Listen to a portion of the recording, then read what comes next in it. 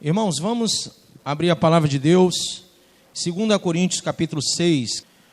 Não vos prendais a um jugo desigual com os incrédulos, pois que sociedade tem a justiça com a injustiça, e que comunhão tem a luz com as trevas? Que harmonia há entre Cristo e Belial, e que parte tem o crente com o incrédulo? E que consenso tem o santuário de Deus com os ídolos?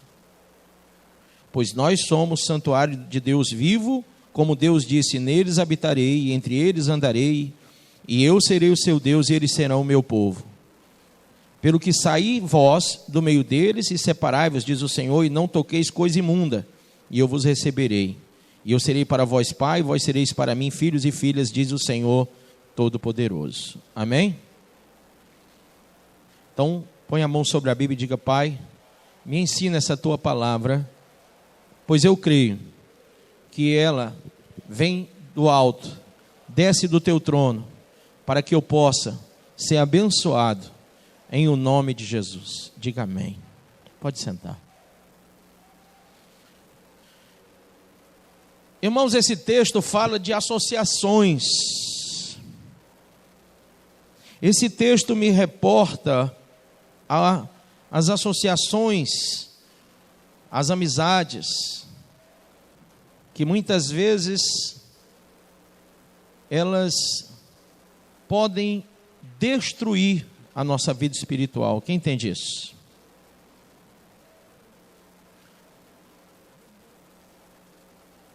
Eu estava vendo hoje um vídeo que passaram para mim. Eu não gosto muito de entrar nesses vídeos de pastores na internet, porque alguns são nefastos em relação aos ensinos, são diabólicos mesmos.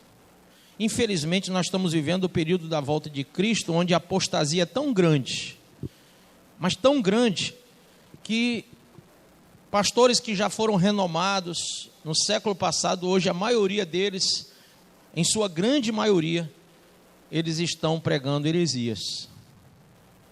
Talvez porque entraram em colapso espiritual ou emocional, não sei. Mas hoje eu estava vendo um pastor, irmão, ele fez uma mensagem diabólica, e eu quero que a igreja, ela pense bem antes de entrar nessas pregações de certos pastores aí. Você tenha cuidado, porque a Bíblia diz: não vos mistureis com doutrinas várias e estranhas. Amém? Então, tem muita doutrina doida aí, tem muita gente ensinando bobagem. E quando você não tem o conhecimento da palavra, piora a sua situação, porque você pode receber e passar mal. E a grande maioria das vezes as pessoas ficam perturbadas, porque elas têm uma congregação que não ensina aquilo, e os caras vêm mesmo botando um quente em cima de igreja, de congregação, de pastor.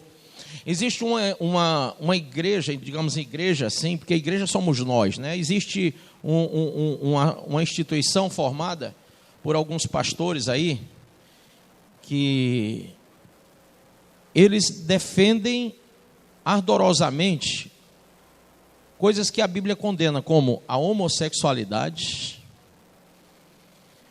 o não congregar. A Bíblia fala que tem que congregar, a Bíblia diz: congregai-vos, e não deixeis vossas congregações, como é costume de alguns. Mas eles já defendem que não precisa congregar. Eles aceitam e ensinam que uma pessoa pode casar 2, 3, 4 vezes, ou seja, adulterar.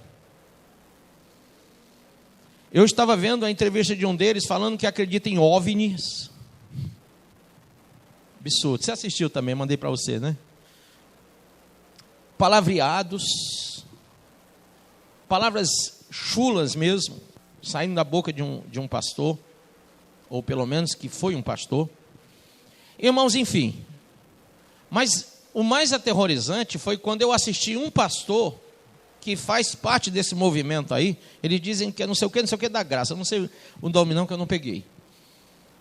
Mas esse pastor pegou aquele texto da mulher samaritana que ia buscar água no poço. Quem lembra disso?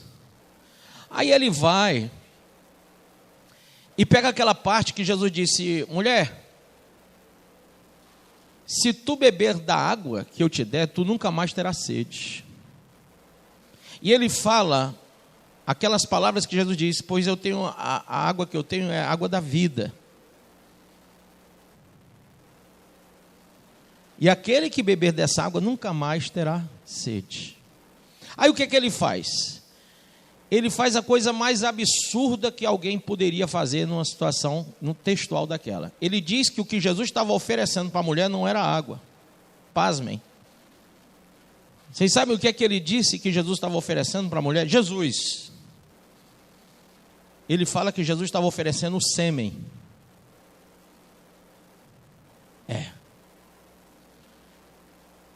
O sêmen. Ou seja, estava tendo uma conversa erótica entre Jesus e uma samaritana.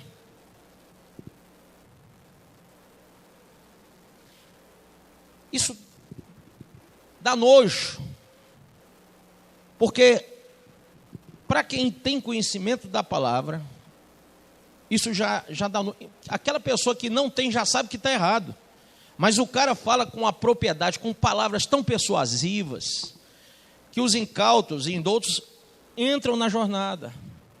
Primeiro que também eles falam contra os dízimos na igreja, porque se não precisa congregar, também não precisa entregar o dízimo, não é assim?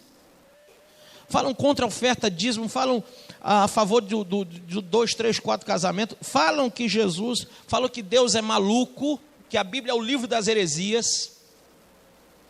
Eu vi tudo isso.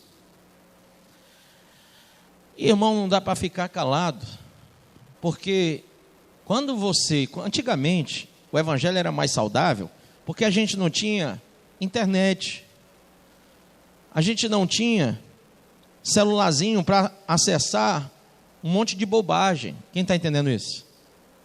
A gente recebia a doutrina, a gente recebia o ensinamento do nosso pastor, a gente lia a Bíblia, ia para a escola bíblica dominical, a gente frequentava ali o estudo da Bíblia na escola bíblica dominical. Então, nós crescemos aprendendo a palavra. Amém ou não amém? E todo jovem que queria ser pastor ia para o seminário, cursar teologia. E depois de cursado, ele teria que ser sabatinado pela igreja. No caso, por um conselho de pastores, por uma equipe de pastores que iriam testá-lo na palavra, na teologia, para que depois disso ele recebesse o reconhecimento pastoral e a unção. E hoje não. Hoje a coisa está tão absurdamente diferente que o cara mal chegou na igreja, vira pastor, não é verdade? Quantos pastores você conhece que não tem formação, não tem nada, mas são chamados pastores, se dizem pastores, infelizmente, né? Eu não estou apontando aqui, por favor, mas eu tenho que dar exemplos. Eu fui em uma igreja que nem o pastor e nem ninguém que estava atrás dele lá, os presbíteros, ninguém nunca tinha lido a Bíblia, só o Novo Testamento. Nós temos irmãos aqui que vieram de uma igreja que o pastor é analfabeto, nunca leu porque não sabe ler. E na nossa época, na época que eu me converti, isso era impossível. Até porque não tinha uma igreja em cada esquina como hoje. Você para achar uma igreja, meu irmão, você suava. Era difícil. Chegava com a língua no chão, suado. Carro fedendo a queimado, atrás de uma igreja. E quando o membro saía de uma igreja para outra, ele pedia uma carta de recomendação ou de transferência. Recomendação quando ele estava na obra, ia para outro canto, outro estado e etc. E era uma raridade que isso acontecesse numa mesma cidade. Até porque não havia esse tumulto pastoral que tem hoje. Essa coisa de a minha igreja é maior, é melhor, eu sou o melhor, eu sou o fura-bolo, o catapiolho, eu não sei o quê. Essa briga, essa porfia desgraçada que tem hoje, diabólica, não tinha naquela época. Mas hoje tem. E infelizmente as pessoas estão no meio de uma guerrilha tremenda aí, porque como todo mundo hoje resolveu que igreja é fonte de lucro, se abre igreja ali e acolá como fonte de lucro. E aí os pastores que vão para dentro começam a defraudar o evangelho. Quem está entendendo o que eu estou falando? Começa a ensinar porcaria mesmo para o povo, ensinar errado. Tudo se resume à revelação do Espírito, que não é o Espírito de Deus, é o Espírito do homem mesmo. E se aplica muito a palavra de Jeremias, quando diz, eles falam da visão do seu próprio coração e não da boca do Senhor. Eles dizem que eu disse, mas eu não disse nada. E eles fazem o meu povo errar, com as suas palavras levianas. Olha, quão leviano é o cara dizer que Jesus estava se insinuando para a samaritana, irmão.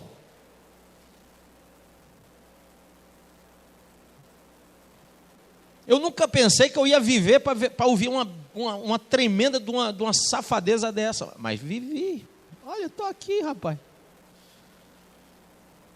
Um pastor dizer essa bobageira. E não é um cara que surgiu aí, não, é um cara do século passado, um cara que tem formação teológica e tudo, mas apostataram. A Bíblia diz que apostatou, meu irmão, vai pregar besteira. O espírito do engano entra no cara, o cara só enxerga o engano mesmo. E a Bíblia diz, 2 Coríntios 6,14, não vos prendais a um jugo desigual com os infiéis ou incrédulos. Infiel é uma infidelidade, a pessoa descumprir uma aliança, um chamado.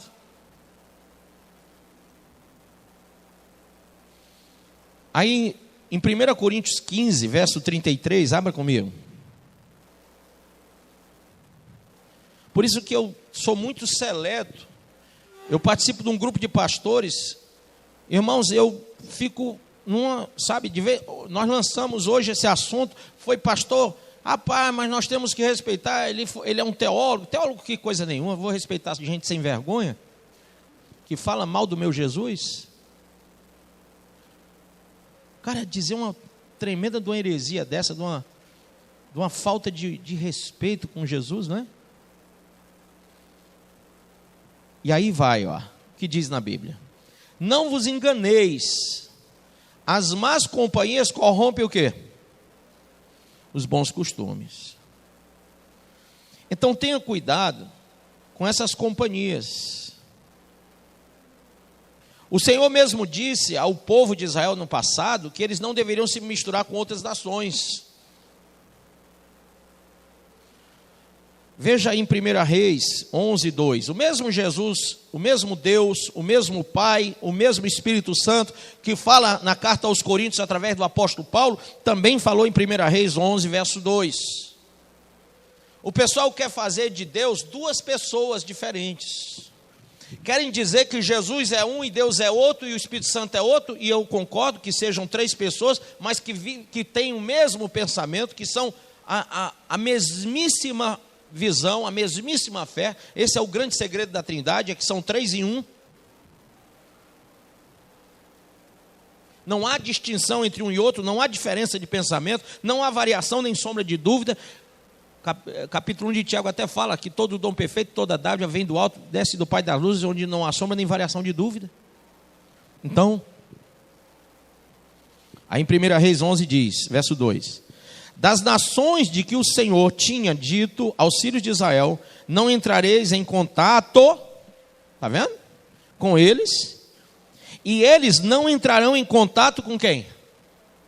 Convosco, porque perverterão, olha o cuidado que Deus está tendo, olha o zelo de Deus, porque perverterão o vosso coração para seguires os seus deuses.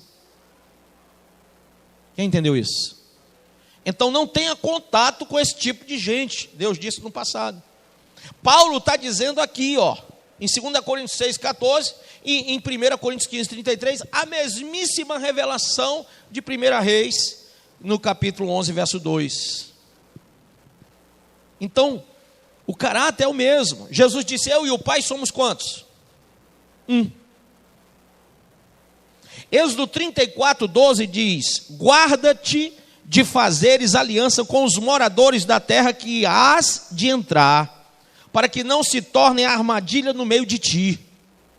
Você vai entrar na terra de Canaã, terra de várias nações, vários povos, mas não faz aliança com nenhum deles, para que eles não te corrompam. Amém? Não faz aliança, a ordem foi essa.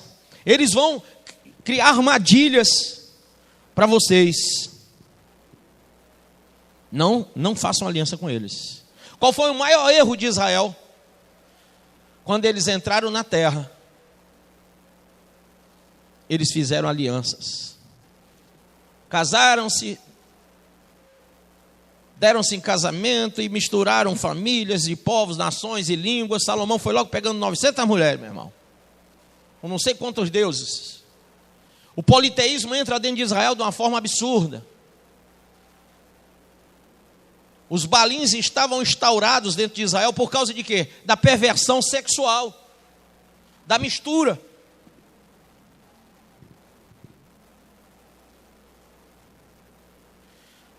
Olha o que Deus diz em Salmo 1, verso 1. Bem-aventurado o homem, e aqui é o homem ou mulher, que não anda segundo o conselho dos ímpios, nem se detém no caminho dos pecadores, nem se assenta na roda dos zombadores.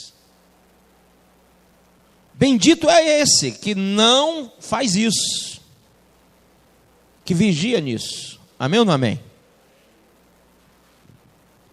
Abra em Provérbios capítulo 1, verso 15.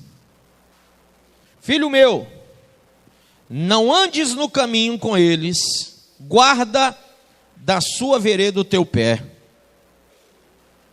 porque os seus pés correm para o mal, e eles se apressam a derramar sangue.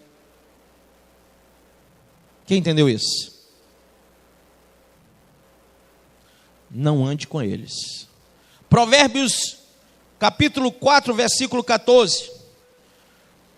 Não entre na vereda dos ímpios, nem andes pelo caminho dos maus.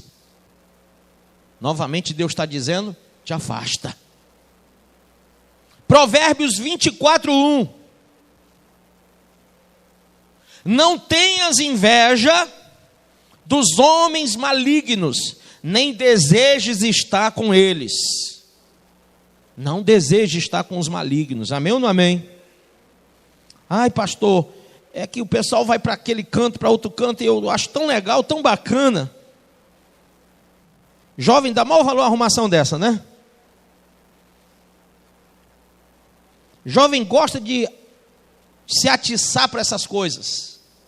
Começa a ver o divertimento e acha que aquilo ali é o resumo da ópera. Abre em 1 Coríntios 5, verso 9. Quem conhece pessoas que são seus amigos e se prostituem? Levanta a mão. Se prostituem, física ou espiritualmente, ou até intelectualmente, porque também é um tipo de prostituição. Quando você se mistura com várias doutrinas, você está se prostituindo. Vamos lá. Olha o que Paulo diz: já por carta vos escrevi, que não vos comunicasseis com os que se prostituem. Com isso, não me referia à comunicação em geral com os devassos deste mundo, ou com os avarentos, ou com os roubadores, ou com os idólatras, porque então vos seria necessário sair do mundo, porque todos vocês fazem besteira. Ele está dizendo. Mas agora vos escrevo, que não vos comuniqueis com aquele que, dizendo-se irmão, for devasso, ou avarento, ou idólatra, ou maldizente, ou beberrão, ou, que mais? Roubador. Com esse tal nem sequer comais. O que é roubador aí, irmão? Ele está falando dos irmãos, não está? E roubador é aquele que rouba o dízimo de Deus, a oferta de Deus. Roubará o homem a Deus? Está lá em Malaquias, abre aí.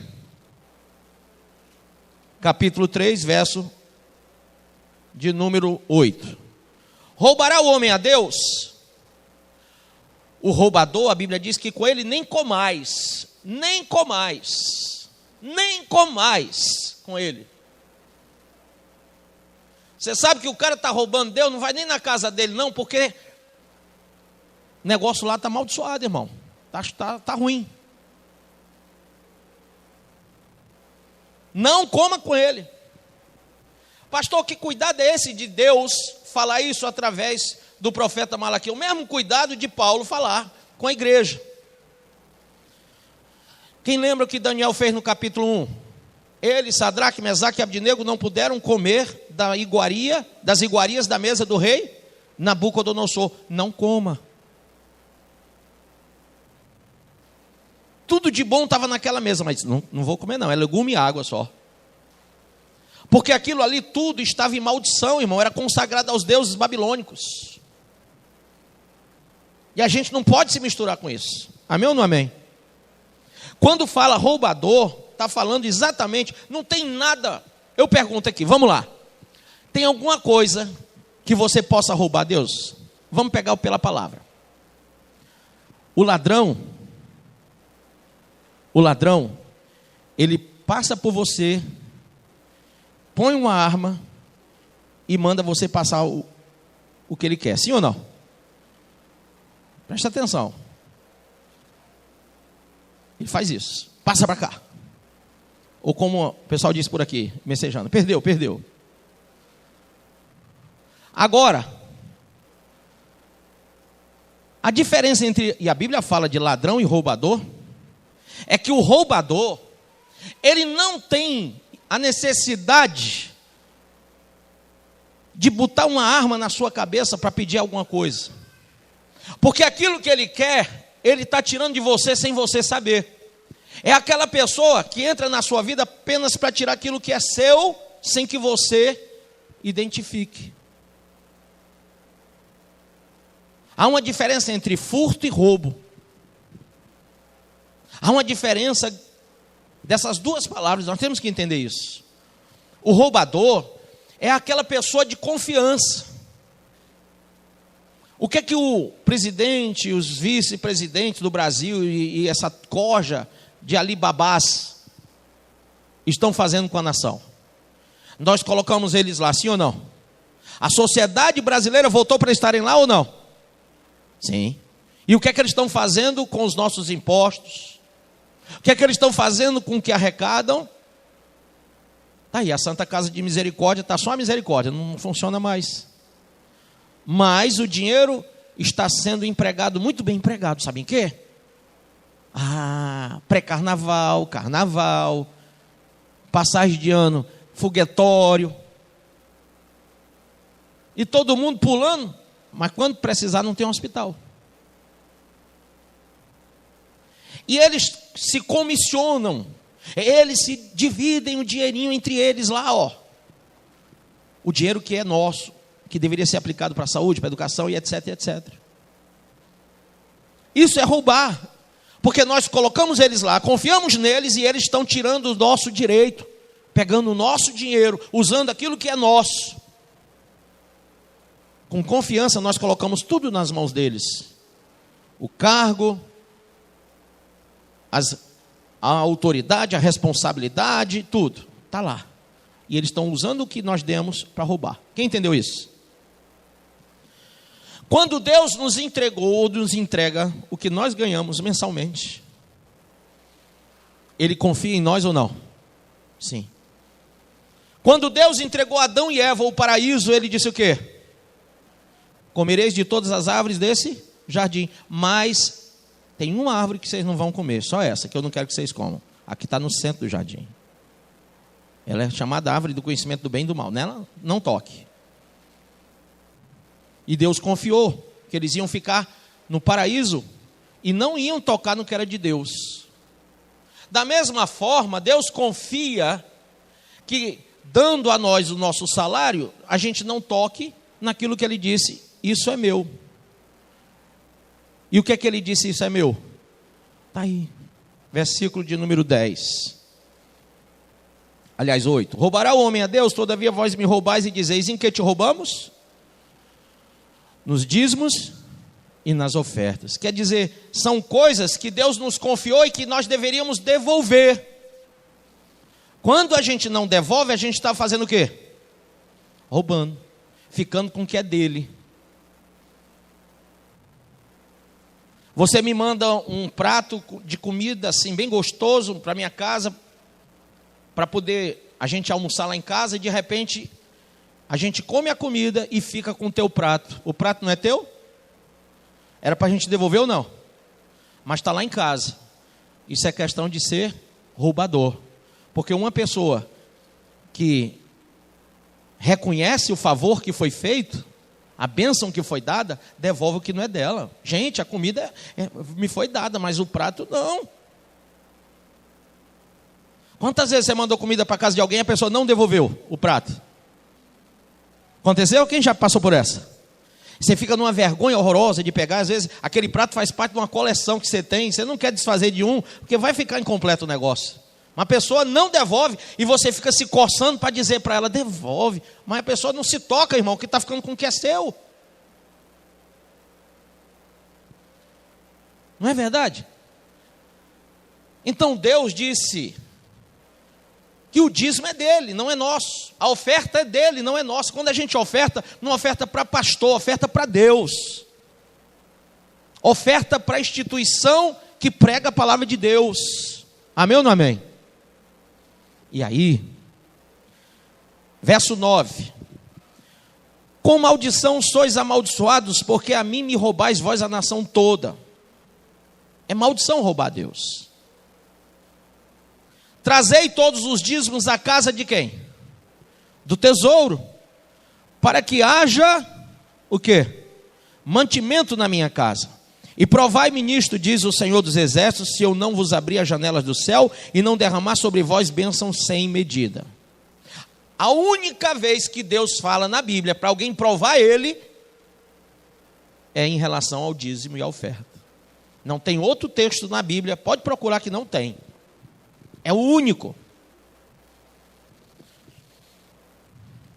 E é o único texto, é o único assunto na Bíblia que Deus manda fazer um memorial. Veja só. Verso 16. Então os que temiam ao Senhor falavam uns aos outros. O Senhor atentava e ouvia. Havia um memorial escrito diante dele para os que temem ao Senhor e para os que se lembram do seu nome. Eles serão para mim particular tesouro naquele dia que prepararei, diz o Senhor dos Exércitos. Poupá-los-ei como um homem poupa a seu filho que o serve. Agora escreva aí do lado. Aquele dia é o dia do arrebatamento. Viu? Escreve aí. Quem quer ser arrebatado?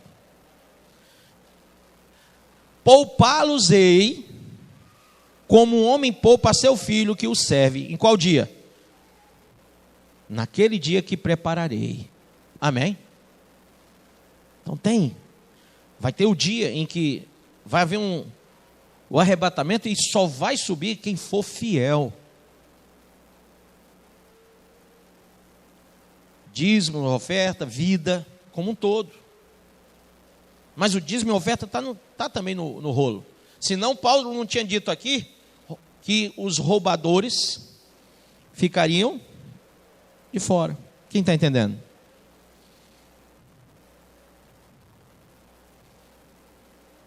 Abra aí em 1 Coríntios,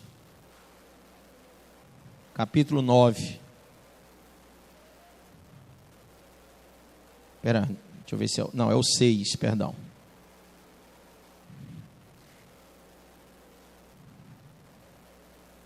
Seis, 9. Eu só fiz inverter os números.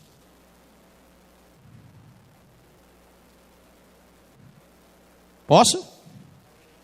Não sabeis que os injustos não herdarão o reino de Deus? Não vos enganeis, novamente, ó. Nem os devassos, nem os idólatras, nem os adúlteros, nem os efeminados, nem os sodomitas, nem os ladrões, nem os avarentos. Qual a diferença de ladrão e avarento? Avarento é o que ama o dinheiro, né? O ladrão é o que ponta a arma, né? Vai lá e arranca. E aí diz mais, ó, podia ficar calado aí, pronto, parou. Não, mas ele continua. Nem os bêbados.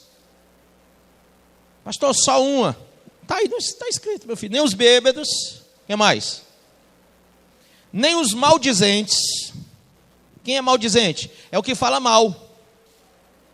Fala mal de pastor, fala mal de igreja, fala mal de ministério, fala mal, fica falando. Tá assim. De maldizente. Nem os roubadores, novamente, olha aí, ó. Já tinha ladrão. Se o significado fosse o mesmo, não tinha roubador. Mas aí ele está falando do roubador, porque ele está falando com a igreja de Corinto e está falando, ladrão e roubador são duas coisas distintas. Um pega aquilo que não é seu, o outro retém aquilo que não é seu. Um surrupia o que não é seu, o outro não, fica com o que não é dele, se apropria, aproveita a confiança, a amizade, o amor, porque o amor de Deus é tão tremendo para conosco, sim ou não? Não há nada que a gente peça que Ele não nos dê. Qual o pai que o filho pede pão, ele dá pedra? Qual o pai que o filho vai pedir pão, ele vai dar uma pedra? Não tem, Jesus falou isso. Ou peixe e ele dá uma cobra.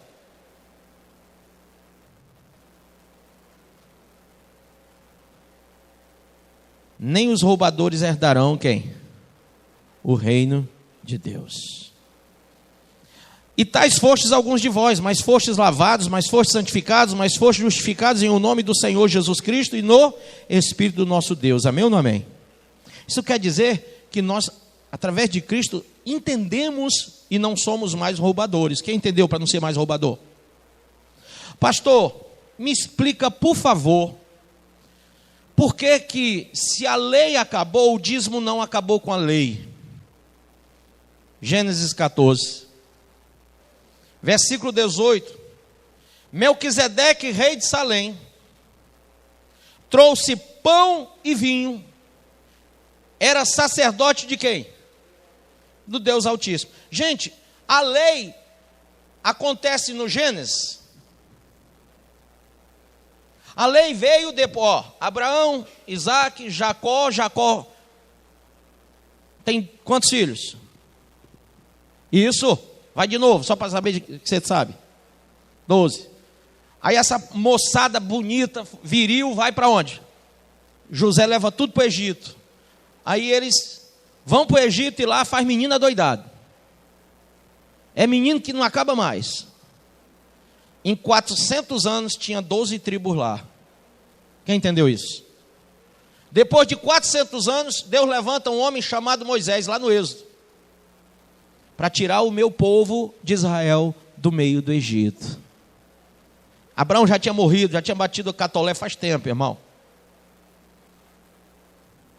Mas a promessa que Deus fez a Abraão e os pactos que Deus fez com Abraão não acabaram.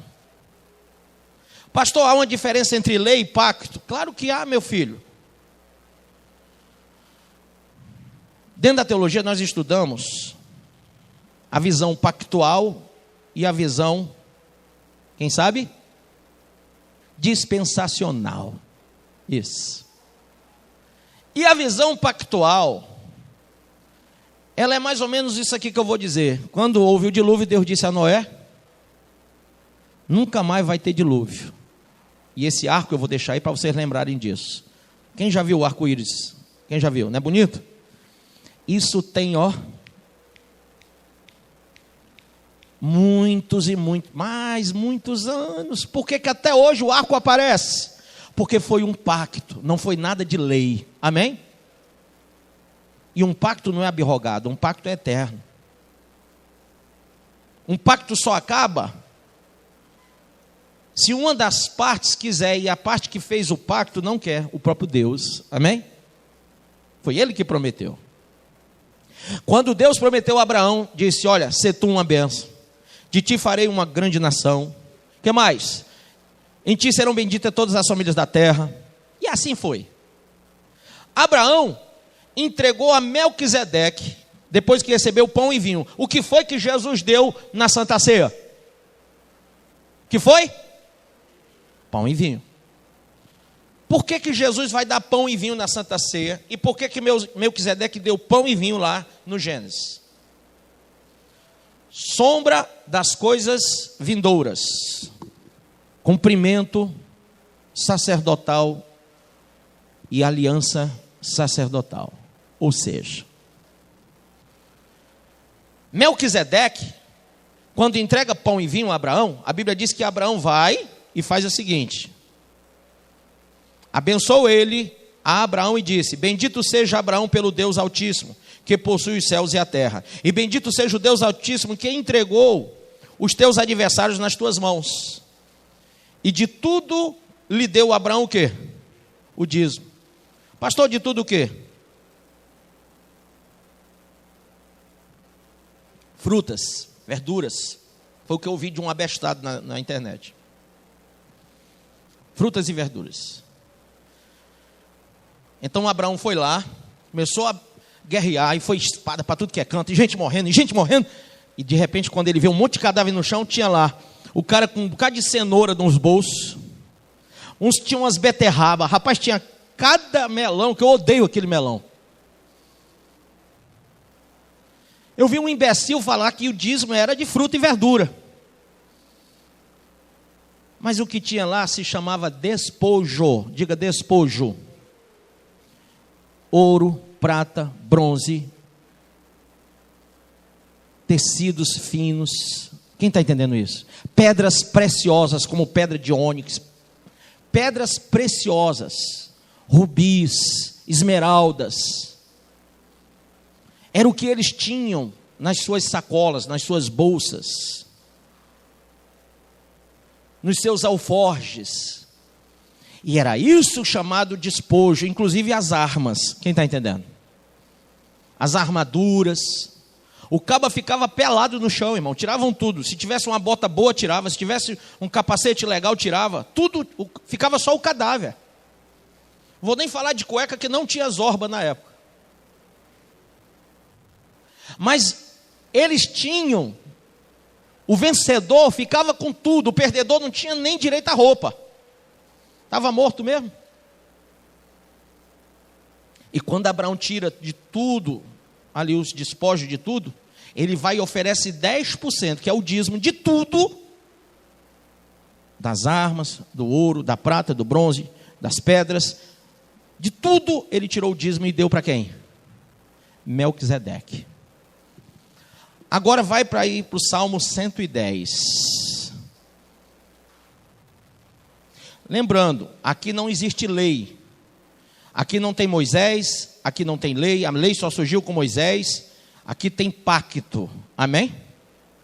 Aqui tem pacto, não tem lei. Aqui ainda é a época do pacto, da benção. Salmo 110. Quem achou? Então vamos nós. Disse o Senhor ao meu Senhor: assenta-te à minha direita, até que eu ponha os teus inimigos debaixo dos teus pés. Você vai ver em Mateus 22, 44 isso, em Marcos 12, 36, em Lucas 20, 42 ao 43, em Atos 2, 34 ao 35, em Efésios capítulo 1, verso 20, em Colossenses 3, versículo 1, você vai ver em Hebreus 1, 13, 8, 1, 10, 1, 10, 12 ao 13, e 1 Coríntios 15, 25, a mesmíssima palavra do Salmo 110. Quem entendeu isso?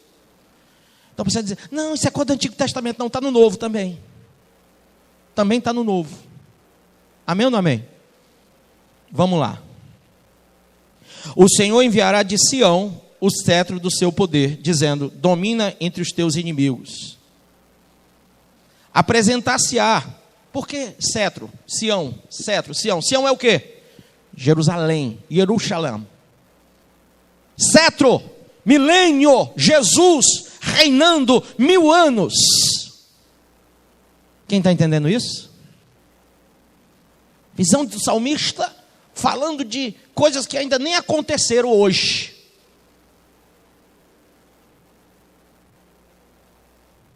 Três, apresentar-se-á voluntariamente o teu povo no dia do teu poder, com santos ornamentos, como o orvalho emergindo da aurora, serão os teus jovens.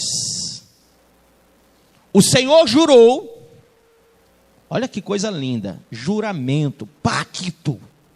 O Senhor jurou e não se arrependerá. Tu és sacerdote, está falando de quem? De Jesus, irmão. Tu és sacerdote para sempre, quem crê diz amém?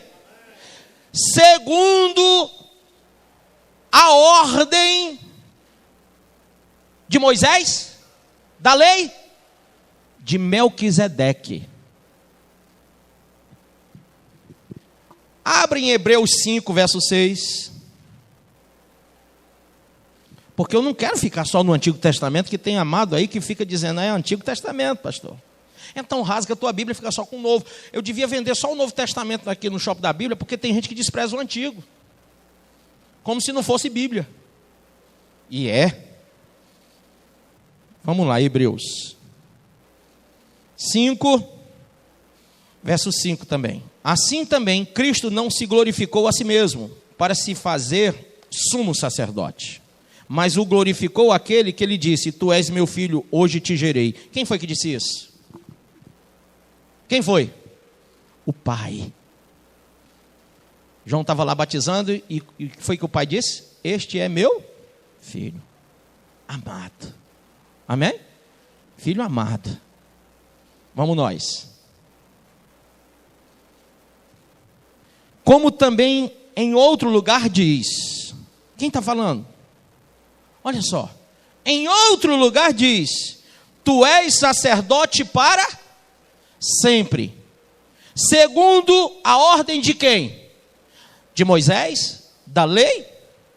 Melquisedeque. Antes da lei. Pastor, o que foi que Melquisedeque deu?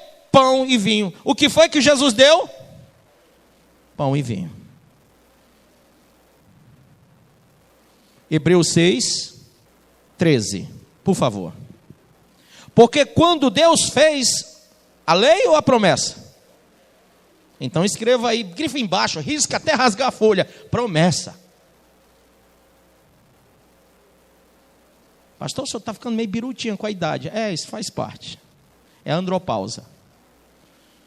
Porque quando Deus fez a promessa a Moisés, a quem? A Abraão. Visto que não tinha outro maior por quem jurar, jurou por quem? Por si mesmo. Que coisa forte, hein, pessoal? Tem gente que diz que isso acabou com a lei. Como que isso pode acabar com a lei? O juramento, a promessa de Deus acabar com a lei, irmão? Se ele é sacerdote para sempre, então a promessa não acaba. Quem entendeu isso? Dizendo, certamente te abençoarei e grandemente te multiplicarei. Sim ou não? Pastor, isso aqui é só para o povo de Israel. Não, meu filho. Por favor, onde é que você está? Em Hebreus? Está sendo falado com o povo gentil. Uxe. Paulo está falando com gentios, irmão. Está falando com judeu, está falando com grego, está falando com todo mundo. E aí, ele diz: e assim tendo Abraão esperado com paciência, alcançou o quê? A promessa. Pois os homens juram por quem é maior do que eles, e o juramento para confirmação é para eles, e o fim de toda contenda. Perdão. Pois os homens juram por quem é maior do que eles, e o juramento para confirmação é, para eles, o fim de toda contenda. Assim que, querendo Deus mostrar mais abundantemente aos, o quê? Herdeiros da promessa. Quem é herdeiro da promessa aí? O pessoal da lei é? Os judeus? Quem crê que é os judeus? Que é herdeiro da promessa que Deus fez a Abraão? Quem crê? Diz amém. Está crendo errado. Está crendo errado. Por quê? Olha só. Assim que, querendo Deus mostrar mais abundantemente aos herdeiros da promessa a imutabilidade. O que quer dizer a palavra imutabilidade? É que não mudou e nem mudará. Imutável aquilo que é, era e sempre será. Quem entendeu? Levanta a mão, faz assim. Diga assim: eu entendi. Assim que, querendo Deus mostrar mais abundantemente aos herdeiros da promessa a imutabilidade do seu conselho, se interpôs com juramento, para que por duas coisas imutáveis, nas quais é impossível que Deus minta, tenhamos poderosa consolação nós, os que nos refugiamos em lançar mão da esperança proposta, o qual temos como âncora da alma, segura e firme, e que penetra até o interior do véu, aonde Jesus, como precursor, entrou por nós, feito sacerdote para sempre, segundo a ordem de quem? Moisés, a lei ou Melquisedeque? Melquisedeque de novo. Ô Jesus, fala para eles. Agora vamos para Hebreus 7, porque eu não me conformo que vocês estejam comigo esse tempo todo sem entender a Bíblia. Versículo de número, essa aqui é uma cacetada medonha, mas vamos lá. Vamos nós. Verso 12. Segura a cabeça que a paulada vai ser violenta. Vamos nós. Pois mudando-se o sacerdócio, necessariamente se faz também mudança de quê? Da lei. Porque aquele de quem estas coisas se dizem, pertence a outra tribo. Lascou tudo. Porque, preste atenção, a lei atribuía sacerdócio aos levitas. Melquisedeque era um levita, irmão? Não, nem existia Levi, nem tinha nascido. Então, quando fala que ele era de outra tribo, fala porque Jesus não era da tribo de Levi, mas da tribo de Judá. E por que Jesus foi nascido da tribo de Judá? Simples assim. Porque ele não podia ter sacerdócio ligado a Arão, e sim a Melquisedeque. A lei, sendo abrogada, tudo o que era culto levítico acabaria ali. Mas nada do que foi feito por Melquisedeque era levítico, porque não estava no período da lei levítica, nem mosaica. Foi feito antes da lei. Quem entendeu isso? Amém ou não amém? Então, porque aquele de quem estas coisas se dizem pertence a outra tribo, da qual ninguém ainda serviu ao altar. Bote aí, Judá. Visto ser manifesto que nosso Senhor procedeu de Judá, já está escrito aí, tribo da qual Moisés nada falou acerca de sacerdotes, e ainda muito mais manifesto é isto, se a semelhança de quem? Melquisedeque, olha o cara de novo aparecendo. Se levanta outro sacerdote. Quem é o outro? Jesus se levanta a semelhança não de Arão, não de Hofni e Finés. Ele se levanta a semelhança de Melquisedeque. Amém? Que não foi feito conforme o que, pessoal? A lei. Um sacerdócio que não foi feito conforme a lei. De um mandamento o quê? Carnal. Mas segundo o poder de uma vida o quê? Indissolúvel. Em outras palavras, não vai haver dissolução. Não vai ser abrogado, não vai acabar, não tem fim, é para sempre. É eterno. Porque dele assim se testifica. Dele quem? Jesus. Tu és sacerdote para sempre, segundo a ordem de quem? Melquisedeque. Pois com efeito o mandamento anterior é abrogado por causa da sua fraqueza e inutilidade. Mandamento aí que ele está falando é a lei. É abrogada. Mas ele não é sacerdote da lei, ele é sacerdote de quê? Da ordem de Melquisedeque, que ofereceu pão e vinho e recebeu o dízimo de Abraão. Pois a lei nenhuma coisa aperfeiçoou, e desta sorte é introduzida uma melhor esperança pela qual nos aproximamos de Deus. E visto como não foi sem prestar juramento, porque na verdade aqueles sem juramento foram feitos sacerdotes, mas este com juramento, daquele que ele disse, jurou o Senhor e não se arrependerá, tu és sacerdote para sempre. De tanto melhor pacto, não está dizendo lei, está falando o quê? Pacto. Grife aí, por favor. Pacto. De tanto melhor pacto, Jesus foi feito fiador. E na verdade, aqueles foram feitos sacerdotes em grande número, porque pela morte foram impedidos de permanecer. Mas este, porque permanece para sempre, tem o seu sacerdócio perpétuo.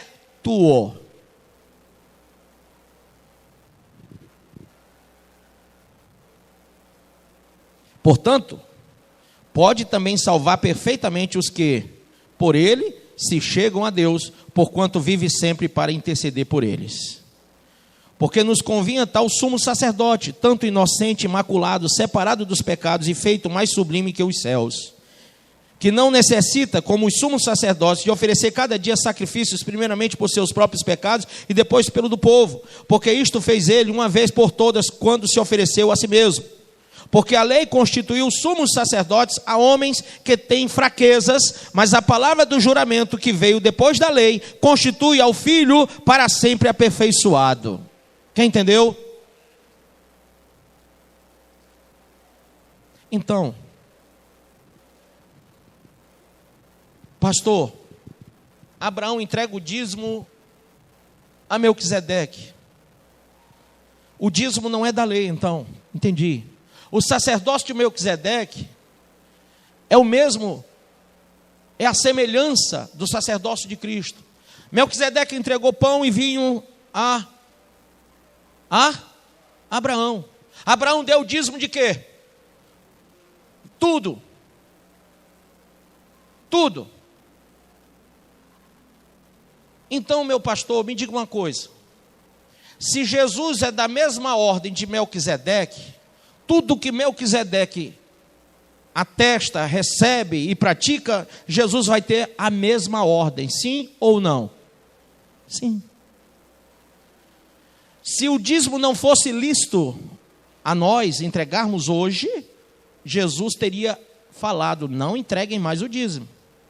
Mas como ele é da ordem, diga ordem de Melquisedeque, ele não abrogou o dízimo.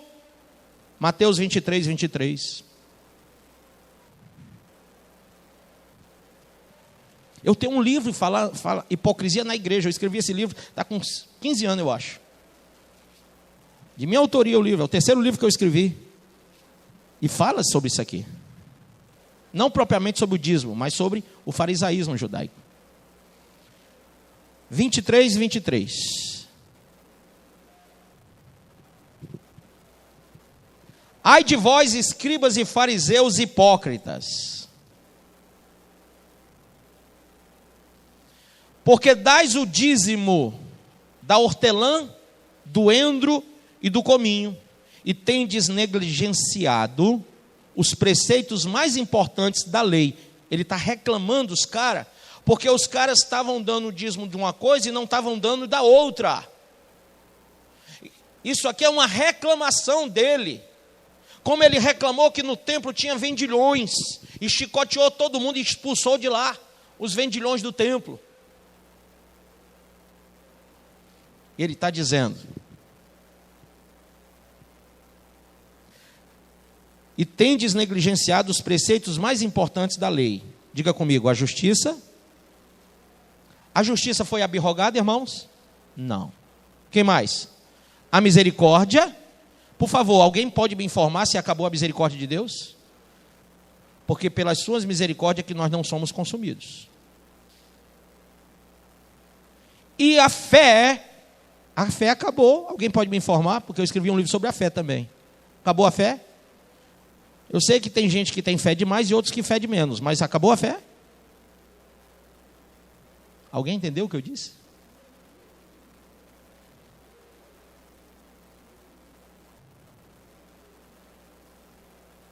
A fé continua. Você sabe a diferença do padre para o bully? Sabe, André Timóteo? É que o padre é de pouca fé e o bully é de porca fé. Depois você aprende e fala para alguém. Então vamos nós.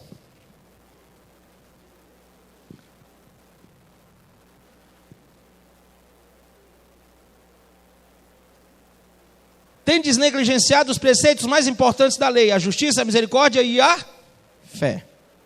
Devíeis, porém, qualquer um catedrático do ABC, só o Mobral, já resolveu isso aqui. Não precisa nem ter feito faculdade, nem ter feito o 2º grau. Só o Mobralzinho, ABC. Quem fez o ABC? Quem fez só o ABC, foi assim. Agora veja. Devíeis, porém, fazer estas coisas, o que é que ele está falando? Entregar o dízimo do cominho, da lã e do endro, ou melhor, da fé, da justiça e da misericórdia. Devíeis fazer estas coisas que eu estou reclamando que vocês não estão fazendo. Devíeis fazer estas coisas que não estão fazendo. Sem omitir quais? Aquelas. Quais são? Os dízimos do cominho, da lã e do endro. Então, ele podia ter dito: não precisa cominho, lã e endro, mas precisa justiça, misericórdia e fé, irmão. Ou não? Sim ou não? Está muito bem dito no texto? Ele podia ter anulado ali, irmão. Mas como que ele pode anular a ordem que ele tem? Ele é ordenado segundo Melquisedeque. Assim como Melquisedeque recebeu o dízimo, ele também tem que continuar recebendo o dízimo. Agora pergunta, pastor, por quê? Mais alto. Mais alto um pouquinho. Diga, porque dízimo é primícia. E primícia é uma coisa que a gente só entrega para quem a gente honra muito.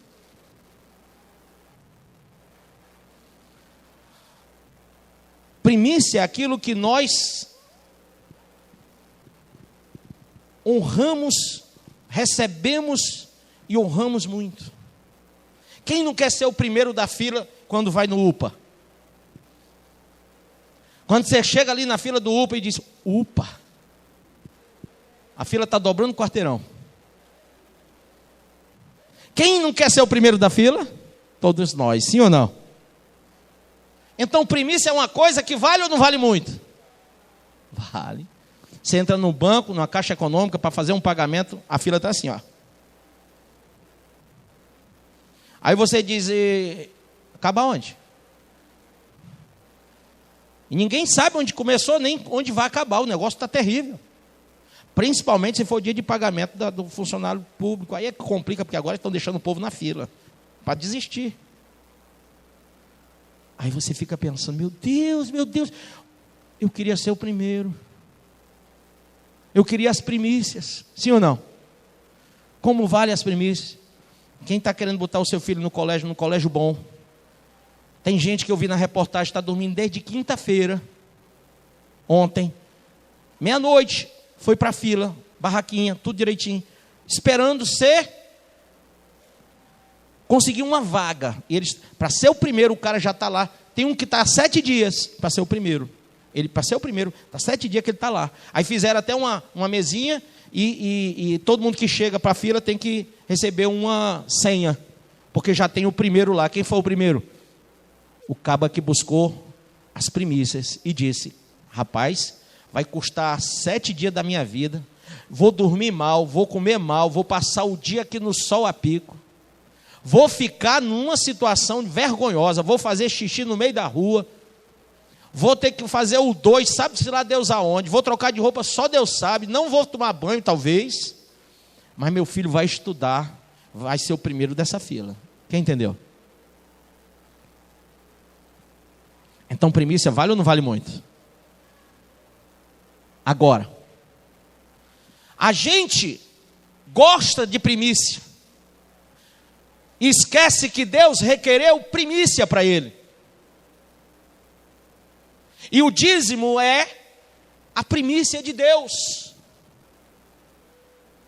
Na nossa vida econômica, que nós valorizamos muito, porque quem disser que não valoriza dinheiro, rasgue uma cédula de 100 na minha frente. Então não tem nenhum doido aqui. Glória a Deus. Porque doido rasga dinheiro. Irmão, se você não rasga dinheiro, é porque dinheiro vale, sim ou não? Deus requereu o dízimo, a primícia do que Ele nos dá. Ele confia 100% na sua mão, para você devolver 10% para Ele. E se você não devolve, você é chamado roubador. Pastor, e a oferta? A oferta devia ser maior do que o dízimo. Me pergunte por quê. Dízimo é uma devolução, é uma obrigação. Eu devolvo o que não é meu. A irmã Maiara me entregou, diz uma coisa aí, por favor, irmã, que você me entregou. R$100. Disse: pastor, cuida aqui que eu vou atravessar a rua, tenho medo de ser assaltada. Aí quando ela voltar, aí ela disse: pastor, cadê meus R$100? Vixe, irmã, sabe que eu não sei? Vai ficar mal nós dois, né?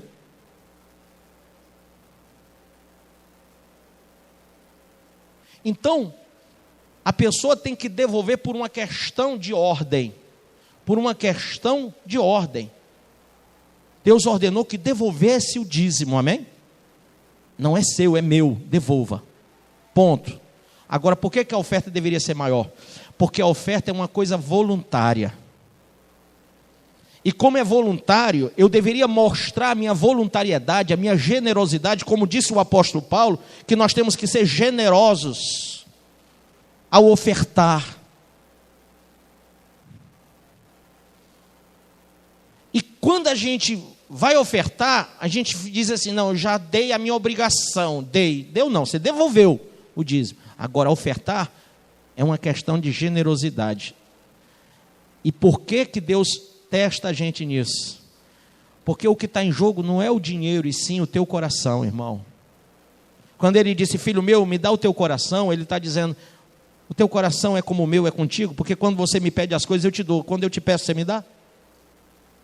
Por que nesse relacionamento só um que ganha? Ou só um quer ganhar? Você já viu algum relacionamento dar certo quando só um ganha?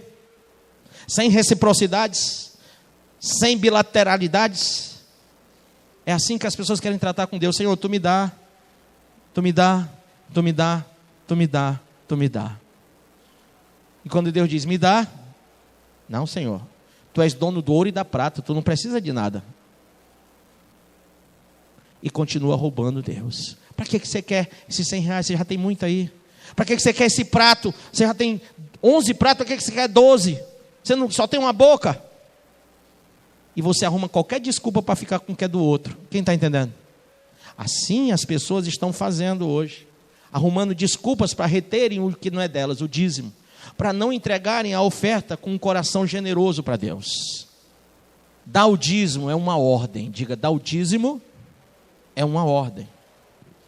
Malaquias 3:10 diz: trazei todos os dízimos à casa do tesouro, para que haja mantimento na minha casa. Pastor, isso aqui é só em relação ao templo levita. Não. Davi levantou para a construção do templo de Salomão. Depois você vai ver o rei Ezequias pedindo a oferta para o templo erguido por Zorobabel. na época do sumo sacerdote, da casa de Zadok, Azarias, isso, Azarias. A mente ainda está aqui, está vendo? Depois, o rei Herodes pega dinheiro dos impostos romanos e aplica no templo para a construção do suntuoso templo de Herodes, o qual Jesus viu.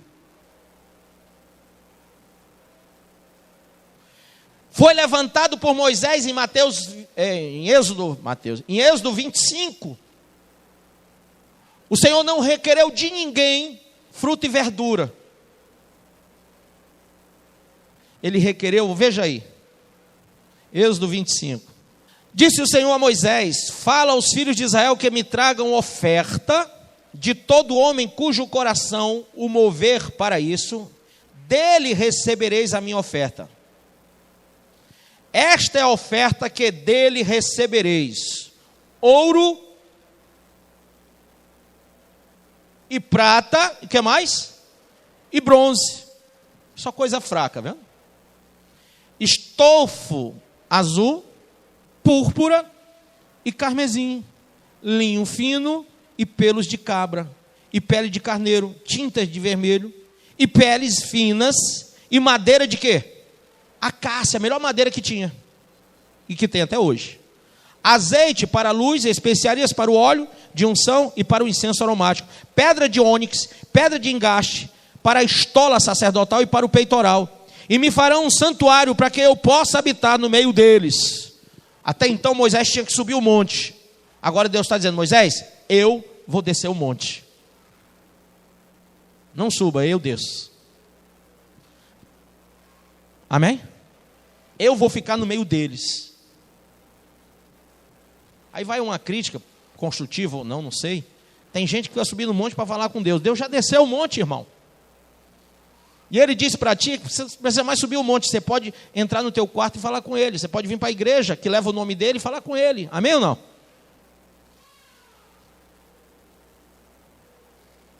Então, tem gente que diz: não, Deus não está preocupado com a minha oferta. Deus é tão preocupado com isso que ele disse até o que ele queria. Deus não está preocupado de como é que está a obra dele. Não está não, pois veja tudo o que ele ordenou. Jesus disse aos discípulos: vocês comigo não precisam carregar a bolsa, mas quando eu for vocês vão ter que carregar. É interessante que as pessoas não falam mal de quando Jesus curou o paralítico, o cego, o coxo, o manco. Era aplausos. Ressuscitou Lázaro, ressuscitou o menino que estava na esquife lá, né? Rapaz, foi só aplausos. Mas teve um momento em que Maria, ela encheu os pés de Jesus com um unguento, um óleo aromático cheirosíssimo e caro, que era usado pelos reis. E quando ela faz aquilo, Judas olha, e diz: para que gastar o óleo, um unguento tão caro com os pés do Senhor? Por que não vendê-lo e dar aos pobres? Ele não estava preocupado com isso, porque ele roubava a bolsa. Ele roubava as ofertas. Jesus disse: os pobres sempre tereis convosco, mas eu estou aqui convosco agora. E ela não vai vender não, ela vai guardar para o dia em que eu for embalsamado. Quem entendeu isso? Então Jesus não deixou que Judas tirasse dele as primícias, a oferta, o dízimo, aquilo que estava sendo entregue naquela hora. Porque era algo caro, irmão. Ali não era só 10% não. Aliás, quem fala em oferta da igreja primitiva não sabe que a igreja dava tudo. Por que Ananias e Safira morreram? Porque deram a metade de uma fazenda. Imagina você que Pedro, então, deveria ser um homicida que usou o Espírito Santo para matar os dois. Porque se hoje as pessoas são perseguidas, pastor é perseguido por causa de 10%, imagine Pedro, que determina a morte de duas pessoas, de um casal, por causa de 50% que não foi entregue. Está lá em Atos capítulo 5. Então Malaquias é um tremendo do safado, pilantra, ladrão, que escreveu isso aqui.